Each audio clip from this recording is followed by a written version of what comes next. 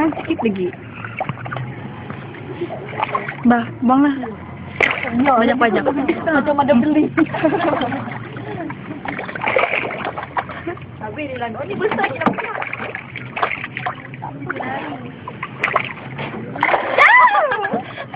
Habis. Ni kalau dia orang yang pemancing nampak boleh jadi bilik. Okey. Dia tahu dia saya mancing. Plastik. Ha. Betul betul.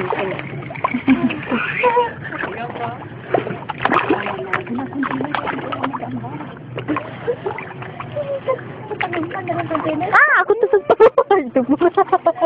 Kau tak sentuh apa? Sentuh ikan. Okey dah. Cajing. Kamu pegang. Kalau saya pegang mau pegang itu. Lari dorang.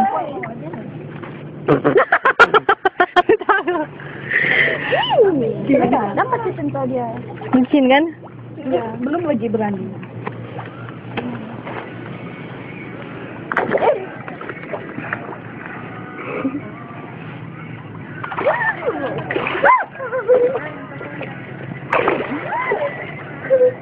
Memang banyak ikan, aduh.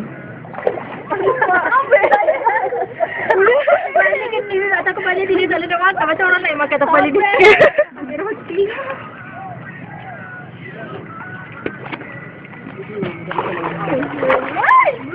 Dia. Tak bagi sangat lah. Balik basah habis basah. Habis basah ni lah. Tangkap kau. Habis ni dulu.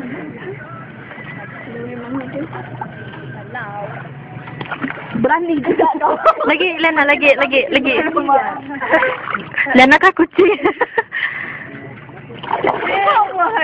Dah habis kerja dah muka boy.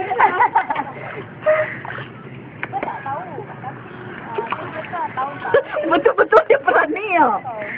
Tapi banana. Cubalah tangkap satu ekor.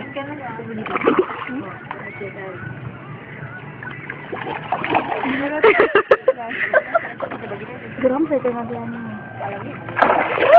Kau macam ni lah Lena, aku pegang kau. Kau sudah dua tangan. Macam ni. Saya tolong tengok.